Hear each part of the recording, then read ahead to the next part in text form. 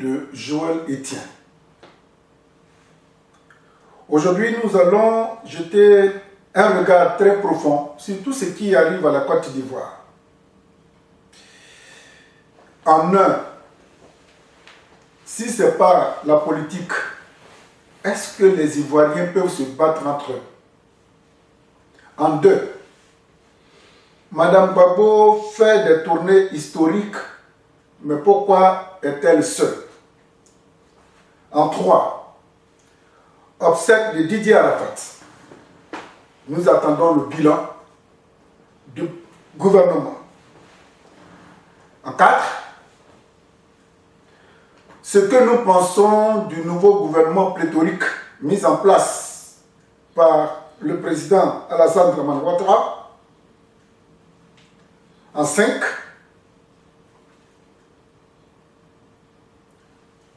l'Afrique, quels sont ses critères pour choisir ses leaders? En 6, Afrique du Sud, un seul regard. En 7, l'éducation nationale de la Côte d'Ivoire et ses effets néfastes. Enfin, nous avons décidé à chaque édition de rendre hommage à des personnalités. Aujourd'hui, c'est Didier Bleu.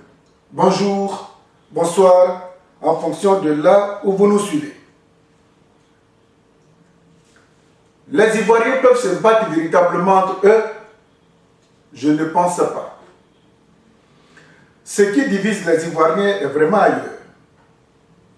Quand est-ce que les leaders politiques ivoiriens auront le courage de situer les responsabilités? Il y en a qui parlent, qui n'arrivent pas à mettre la main ou le doigt sur tout ce qui fait mal aux Ivoiriens. Les Ivoiriens sont tellement parsemés entre eux par des cousinages à plaisanterie. Le Baoulé et l'Agni ne peuvent jamais se battre. L'Agni et le Bété ne peuvent jamais se battre. Le Dida et la Dioukuru ne peuvent jamais se battre.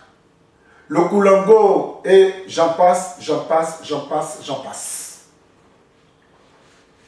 Pourquoi demander aux Ivoiriens de se forcer à se réconcilier si ils n'ont pas fait par là?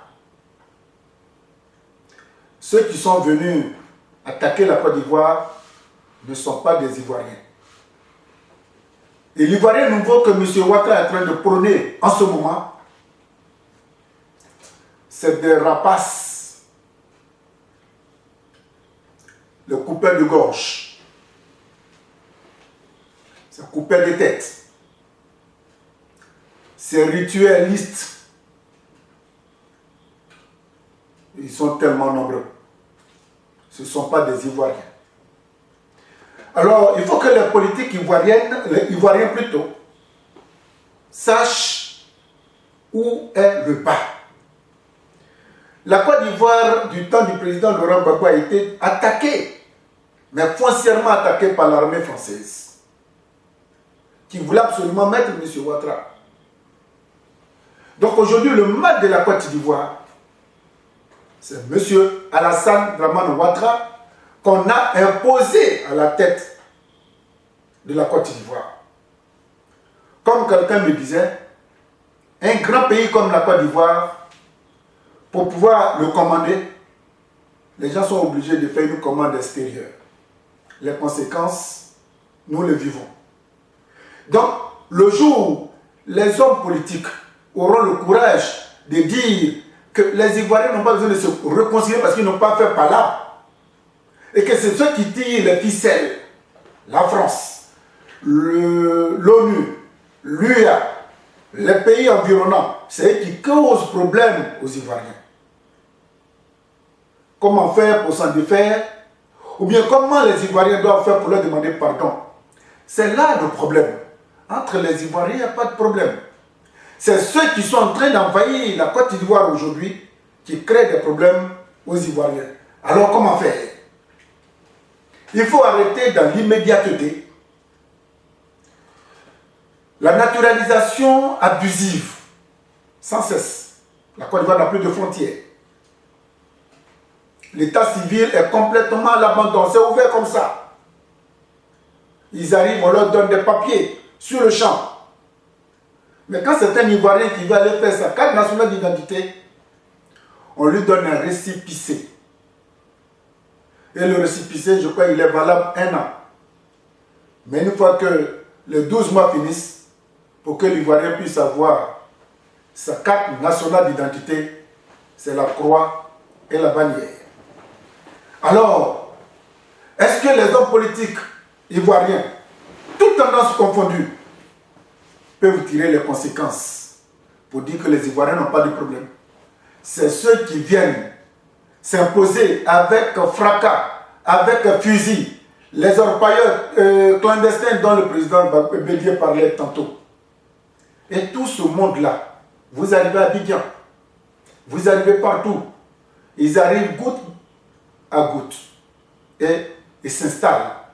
Chaque étranger qui arrive a quasiment plus d'armes que nos forces de l'ordre qui ont prêté le serment pour défendre les intérêts de la Côte d'Ivoire. Alors les Ivoiriens n'ont pas de problème. Le problème de la Côte d'Ivoire, tous les hommes politiques le savent, qu'ils aient le courage d'aborder le problème et enlever cette croûte pour que la plaie puisse être pansée et qu'elle puisse guérir.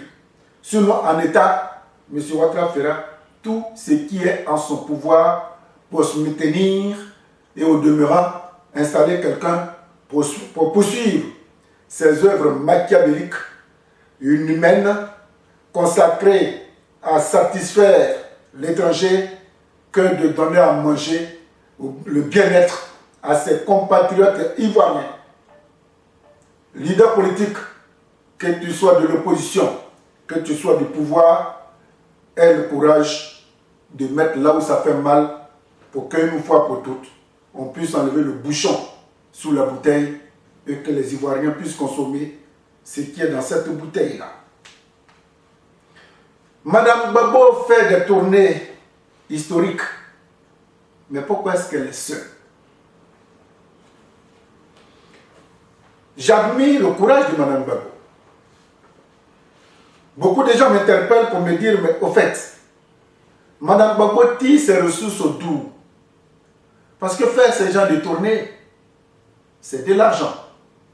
Et quand elle arrive, préfet, sous-préfet, élu, chef du village, tout le monde se met à sa disposition pour venir la saluer. En fait, une opposition dans un pays, quand vous n'avez pas d'élus et que les élus viennent vous accueillir, quand vous êtes opposant et que les préfets, sous-préfets abandonnent leur service pour venir vous recevoir, c'est vrai que ceux qui suivent l'actualité de très près ont raison de se poser la question d'où Mme Gbagbo tire ses finances pour tout se tourner. Mais moi, ce n'est pas là mon problème.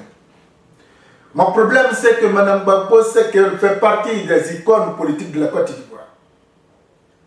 Son mari est à un pas de sortie de prison, M. Laurent Gbagbo. M. Henri Konan Bédié s'est rapproché de M. Gbagbo, de M. Blé Goudé, de ceux qui se réclament ivoiriens.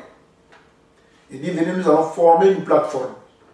Même si pour le moment, la plateforme n'a pas de contenu, mais avant de planter le café ou le cacao, on défriche la plantation avant d'aller à l'essentiel. Madame Gbagbo, sa solitude politique m'inquiète. Et pourtant, elle est dans un parti politique qu'on appelle le FPI.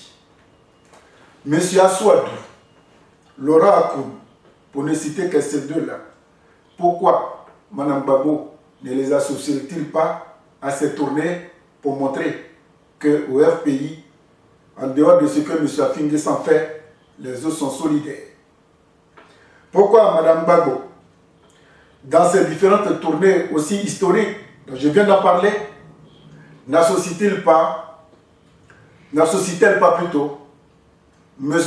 Maurice Kakou Dikawé du PDCI-RDA ou un représentant du PDCI-RDA? Vous voyez que quand je parle de Mme Gbagbo aujourd'hui, tout en louant son courage, me laisse dubitatif. Et pourtant, Mme Gbagbo et M. Gbagbo Laurent ont formé une école. Cette école, c'est le socialiste ivoirien. Aujourd'hui,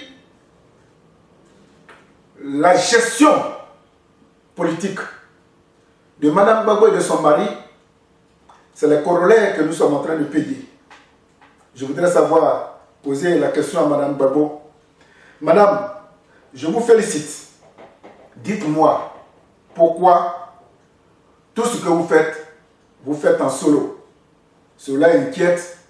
Si ce n'est pas du voulu, si ce n'est pas télécommandé, je vous souhaite vivement de voyager désormais avec M. Assouadou, avec le PDCI RDA, pour montrer la cohésion, l'union qui va permettre aux Ivoiriens de regarder, n'est-ce pas, l'avenir avec optimisme.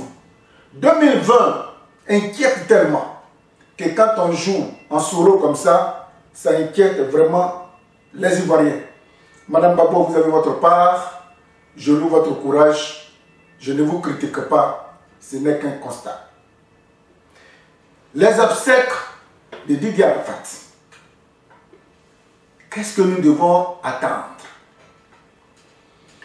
On ne peut pas laisser Didier Arafat partir avec autant de mystères. Jamais.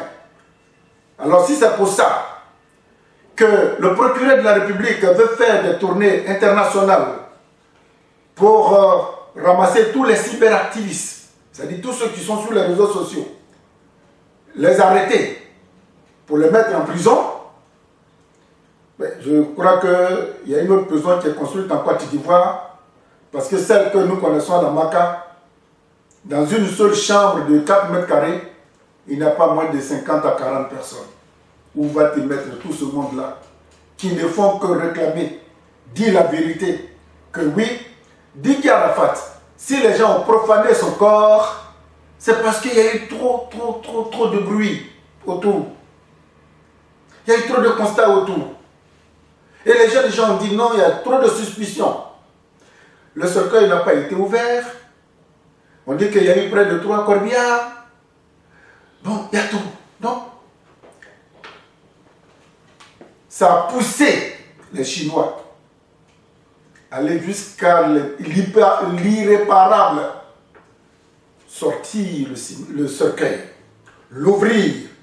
Et jusque-là, ils disent que ce n'est pas Didier Arafat. Est-ce qu'on doit laisser passer ce mystère? Je dis non. Je dis non, pourquoi? Parce que c'est une icône aujourd'hui, on en a fait une icône. Il faut qu'on en parle. Tous les dons, en dehors des 130 millions officiels que le comité d'organisation a rendu public. Le reste des dons, il y en a combien? Qui a donné quoi? Combien sont rentrés? Et qu'est-ce qu'on doit faire de ces dons? Qui doit en avoir? Qui ne doit pas en avoir? On peut ne pas aimer le livre, mais il faut reconnaître ses qualités de coureur. Arafat a été livré à lui-même. À un moment donné, il s'est décarcassé. Peu importe qu'il ait frappé sa femme, qu'il ait cassé un verre sous la tête. Peu importe, c'est un artiste. Les artistes ne sont pas des hommes ordinaires comme nous autres. Mais il faut reconnaître la bravoure. Il faut reconnaître la bravoure, l'inspiration, la transmiration, le génie d'Arafat. Alors, on voudrait simplement qu'un bilan soit fait. Si le gouvernement a voulu rendre grandiose ses obsèques, ce n'est pas le bilan que le gouvernement ne peut pas faire. Alors, Didier Arafat, pour qu'il puisse demain être en paix là où il est, on ne sait pas jusque-là s'il est encore, où il est en civil, ou bien s'il est encore caché quelque part. Les gens veulent savoir le bilan et le corps. On les a mis où?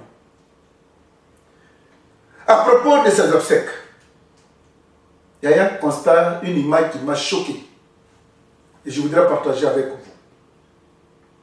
Le joueur Gervinho, je crois que c'est un jeune Baoulé.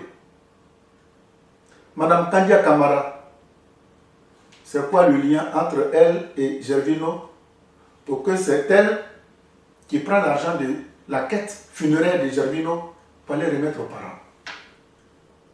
Je voudrais savoir. Madame Kandia, je poursuis dans le même élan pour dire, j'ai été interpellé par une femme dans le métro.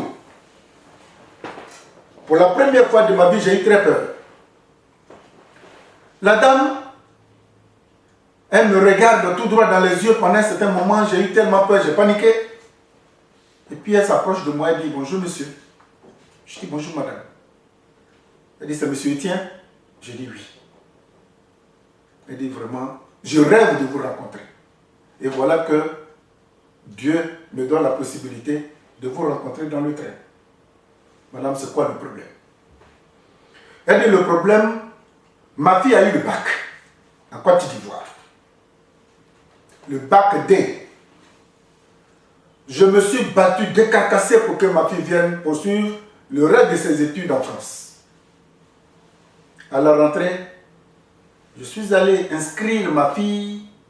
Je vous dis que ma fille a eu son bac en Côte d'Ivoire. J'arrive pour inscrire ma fille. L'Académie française me dit que ce bac ivoirien n'est pas reconnu. Il faut que ma fille passe un examen pour recommencer son cursus scolaire à partir de la 3e. Ici, vous imaginez, l'enfant a eu le bac en Côte d'Ivoire. Et sa mère l'a fait venir en France. On dit on ne reconnaît pas le bac plutôt ivoirien. Il faut que l'enfant refasse la 3e. Je ne sais pas si vous me suivez, hein, la gravité. Ça dit tout ce que l'État de Côte d'Ivoire fait au niveau de l'éducation et de la formation est nul et non effet. C'est pourquoi je demande au gouvernement ivoirien de penser sérieusement qu'est-ce qu'il faut qu'il fasse pour améliorer la qualité de l'éducation nationale. La dame m'a interpellé. Je lui ai dit que madame, je ne travaille pas à l'académie, mais j'en parlerai quand j'aurai l'occasion. Madame, je ne prends pas de position. Le constat que vous m'avez fait faire, peut-être que vous n'êtes pas la seule. Vous au moins, vous avez eu l'occasion de me rencontrer. Que tous ceux qui sont dans le même cas, je compatis, mais voilà les conséquences de l'Ivoirien nouveau, les conséquences de la richesse, les conséquences du bien-être que le président Alassane Dramane Ouattara a demandé à léguer aux Ivoiriens. Alors, quels sont les critères que les Africains doivent avoir pour élire désormais leur leader? Vous allez dire que j'aime trop parler de la Côte d'Ivoire. Mais il faut partir d'un constat. L'Afrique a besoin de présidents éclairés, patriotes, nationalistes, qui aiment profondément l'Afrique et qui aiment profondément le pays où il a été choisi pour être le président de la République. Vous voyez le scandale que ça crée aujourd'hui en Côte d'Ivoire. M. Alassane Dramane Ouattara, quand il était dans l'opposition, il a dit, parlant des membres du gouvernement, il dit, mais lui, en tant qu'économiste, 15 ou 20 ministres lui suffisent largement. Parce que la Côte d'Ivoire est un pays pauvre et très endetté. Il n'a pas arrêté de critiquer ses prédécesseurs. À notre grande surprise, M. Alassane Dramane Ouattara compose hier un gouvernement de près de 51 personnes. 322 000 km². 25 millions d'habitants. C'est-à-dire un habitant pour un ministre. Mais ce que j'ai retenu, c'est qu'il y a 26 ministres au nord. Ah, le nord, c'est vraiment la chasse gardée de M. Ouattara. Mais ce qu'il oublie, c'est que même en voulant empêcher Soro Guillaume, vaille que vaille, pour empêcher le nord, même si Soro est candidat, d'avoir 1% au nord, M. Ouattara vient d'offrir 26 ministres au nord. Ça veut dire que quasiment chaque village a son leader. Voilà Mme Gbagbo qui vient de sortir. Elle a fait une tournée pour dire qu'à Bonok, on peut y entrer. En dehors du ministre de l'Agriculture et du ministre de la Riziculture, il y a tellement d'amalgames, il n'arrive pas bien situé. La Côte d'Ivoire est le premier producteur de cacao au monde. Mais s'il doit avoir un ministère consacré à une plante, mais c'est bien le cacao, le café, les VA. Pourquoi le riz? Pourquoi c'est le riz spécialement qui a retenu l'attention de M. Alassane Ouattara? On parle souvent de labelliser la TK. Aujourd'hui, la TK est devenue une denrée internationale. À la rigueur, si M. Ouattara avait nommé un ministre du manioc, qui a beaucoup de dérivés, je dirais oui, mais un ministre de la riziculture. Ouf, avec M. Ouattara, chaque jour que Dieu fait, nos cheveux blanchissent. Les Africains n'ont pas besoin de maîtrisards, d'économistes, de ceci. Ils ont besoin des hommes politiques qui comprennent leur réalité, qui vivent leur réalité, qui les partagent, qui ont des intérêts dans là où ils sont. M. Ouattara n'a aucun intérêt à Côte d'Ivoire. Pour peu, il est en France, à Mougin. Pendant que M. Gbagbo Laurent, s'il rentre aujourd'hui, et il faut qu'il rentre. Si M. Gbagbo et Blé Boudé sont acquittés, libérés, pourquoi ils doivent rester à l'extérieur? Ils peuvent rentrer chez eux. Si M. Ouattara ne veut pas qu'ils soient à Abidjan, ils ont des villages. M. Gbagbo dira maman. Comme le président Bédié, quand il a pas dit, il préfère rester à Daoukro. Soro Guillaume, il va faire que c'est Dougou. Bon, les autres, bon, avec l'argent du contribuable ivoirien, on préfère prendre l'avion. Donc, je souhaite vraiment que les Africains, pour une fois, les Ivoiriens, pour une fois, avec ce qui se trame à l'horizon, l'an 2020, M. Ouattara est dans les cordes, il est vraiment dans les cordes. Je dis bien, il est dans les cordes. Parce que la composition pléthorique des membres de son gouvernement signifie que le monsieur, il veut satisfaire tout le monde, rien qu'à l'an 2020, on puisse le voter.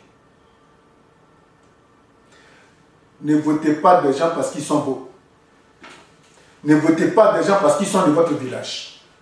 Votez ceux qui viennent pour vous dire, si je suis élu, voilà ce que je vais faire.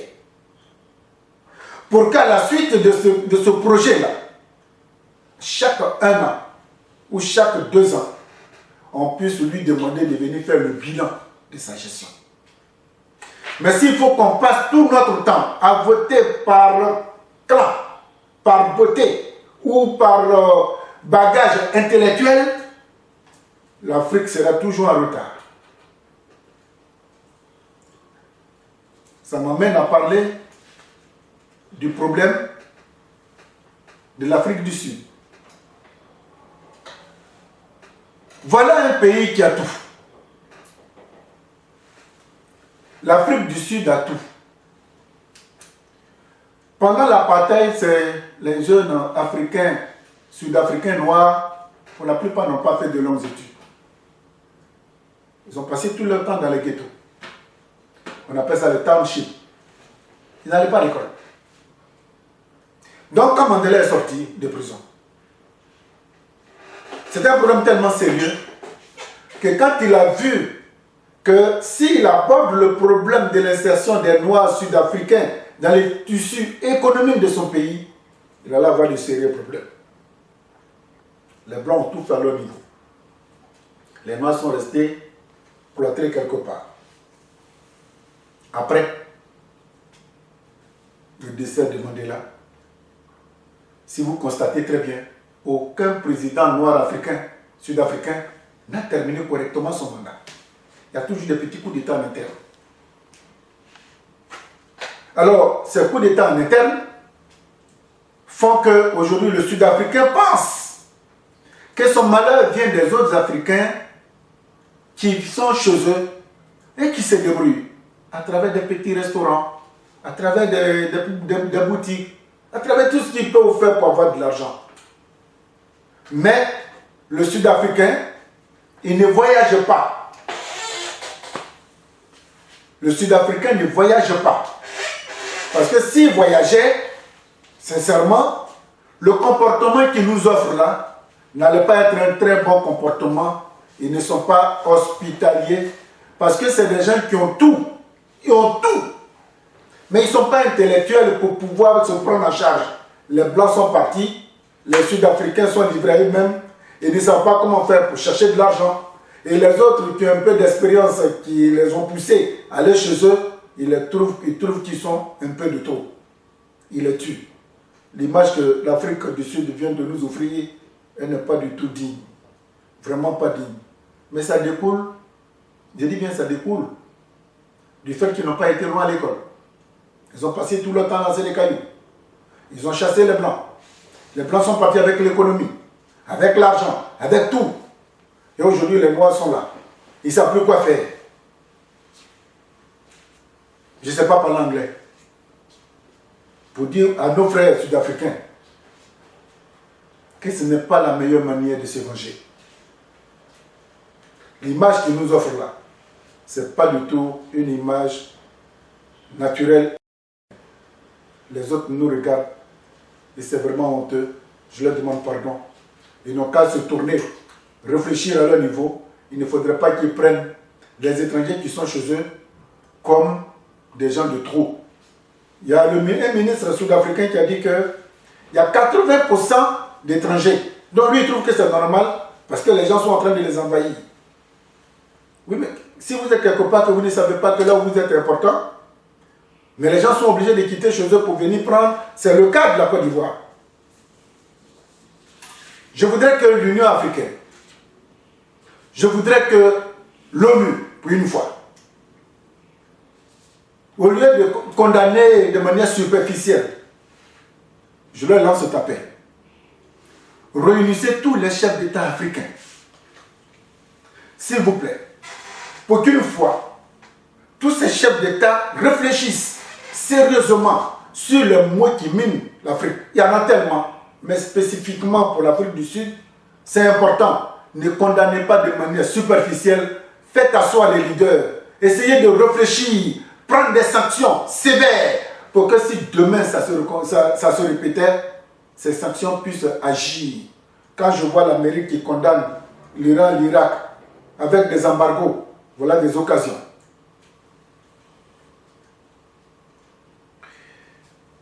Hommage à Didier Blou.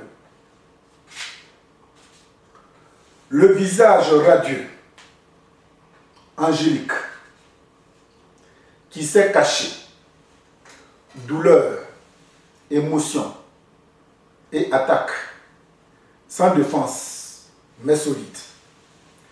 Le rassembleur des artistes qui chantent et qui cherchent des attaches. Didier Bleu, comme un chat, on le lance, il retombe sur ses quatre pattes. Je le vois encore, luttant avec le chagrin pour dire ses adieux à Didier Arafat.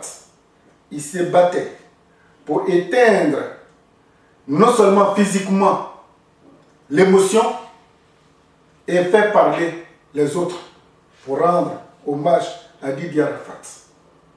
Brave animateur, Didier Bleu. J'ai l'habitude de parler des hommes politiques. Aujourd'hui, je parle de toi, jeune frère. Ta gorge était nouée, mais tu te battais pour cacher tes pleurs. Mais tu as pleuré pour une fois. Tu as pleuré pour une fois quand tu as appris le décès de Didier Arafat. Tu te battais. Mais j'ai senti combien de fois tu t'es peiné. Combien de fois tu ne comprends pas pourquoi cet accident est arrivé à Didier Arafat. Comme tu ne voulais pas faire seul ce jour cette émission d'hommage à Didier. Lui aussi s'appelait Didier Moi. Tu as réuni tous ceux qui le connaissaient. Tu as fait ta part. Didier Bleu, l'homme élégant, tous les matins, avec ses lunettes d'aristocrate, cherchant les mots pour essayer de guillonner. Le jeune qui, faisant confiance en son don artistique, ne sachant où aller, Didier, on te tend la main et tu prends ces mains-là.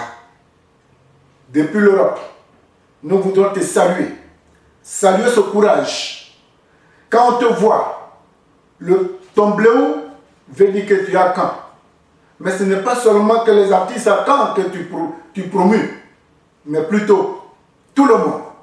Les gens se te chantent par moments pour dire Didier, tout ce que nous pouvons faire pour toi, c'est de te rendre immortel parce qu'une chanson d'artiste est plus immortelle qu'un discours politique. Didier, tu rentres dans le panthéon des hommes de qualité. Des hommes que nous devons absolument conserver aussi longtemps que possible. Faiseur de roi. Celui qui conduit les ruisseaux vers les océans. Didier, la longévité et ton courage rassurent les plus démunis qui veulent grandir. Par ta voix, par ton intelligence, par ton micro. Oui, Didier. Dieu te garde à l'infini. Mais Didier, avant de te dire bonjour et au revoir, je voudrais simplement te rappeler que nous avons perdu une grande valeur musicale dans le Moronou. Il s'agit de Boni Kiwa, alias Cantador de la capitale. Juste un rappel, jeune frère. Continue. Quelles que soient les entraves, continue. Quand j'écoute, quand je regarde, rien ne peut t'arriver parce que tu es rentré dans l'inspiration et dans l'estime des artistes, ceux-là qui rendent immortelles toutes leurs œuvres ici-bas. Didier, merci. Merci à vous de m'avoir écouté.